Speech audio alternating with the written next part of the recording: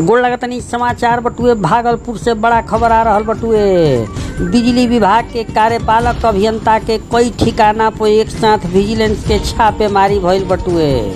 बांका, पटना, भागलपुर समेत कई गो ठिकाना से भारी मात्रा में नगद रुपया, जेवरात आ जमीन के कागजात बरामद भइल बटुए। गइल बा कि जैसन करब कमाई तहरा आगा आई। बड़ पद मिल गइल तो एकर मतलब ना है कि रुपया ऐंठ के आ चूतर के नीचे राखी।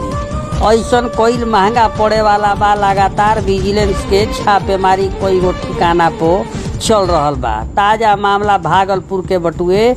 बिजली विभाग के विद्युत कार्यपालक अभियंता संजीव गुप्ता के कई गो ठिकाना पर आय से अधिक संपत्ति रखे के लेके स्पेशल विजिलेंस यूनिट के टीम छापेमारी कर रहल बिया। बिहार साउथ डिस्ट्रीब्यूशन कंपनी में कार्यरत संजीव गुप्ता पे पीसी एक्ट 1983/3 (2 RW 13/1/6) के तहत मामला 19 सितंबर के ही दर्ज कइल गेल रहे। बिजली विभाग के विद्युत कार्यपालक अभियंता वर्तमान में बांका जिला में कार्यरत बाड़े। विजिलेंस के टीम इनकर ससुराल भागलपुर, कार्यस्थल बांका, पटना, पैतृक गांव पूर्णिया समेत कई गो ठिकाना में एक साथे छापेमारी कर रहल बिया। बिजली विभाग के विद्युत कार्यपालक अभियंता संजीव गुप्ता के कई गो ठिकाना से लाखों रुपया नगद, सोना चांदी के जेवरात आ कई गो जमीन के कागजात बरामद भइल बा।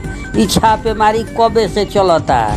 एह बाबत पटना से भागलपुर पहुंचल निगरानी विभाग के 2 सदस्यीय टीम संजीव गुप्ता के ससुराल भागलपुर अलीगंज स्थित केलबाग मोहल्ला में बिजली विभाग के एसक्यू टीम संजीव गुप्ता के घर में छापेमारी कर रहल बिया।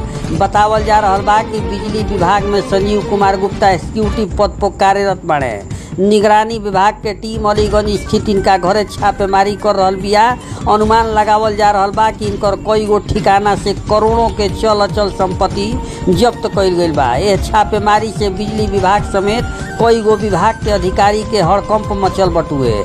बता दी कि बिजली विभाग के कार्यपालक अभियंता बनारसी गुप्ता के लड़का संजीव गुप्ता के पैतृक गांव पूर्णिया के मरंगा थाना क्षेत्र के बनिया टोला वार्ड नंबर 12 निवासी हवन। समाचार चलावे जाए तक संपत्ति रिकवर के विस्तृत जानकारी अभी तक ना मिलल रहे। जैसे ही विजिलेंस यूनिट के टीम के द्वारा यह बात के जानकारी दिहल जाई, पूरा रौरा सबके बता दिहल जाई कि कितना माल बरामद भइल। दबा के शेयर करी। धन्यवाद।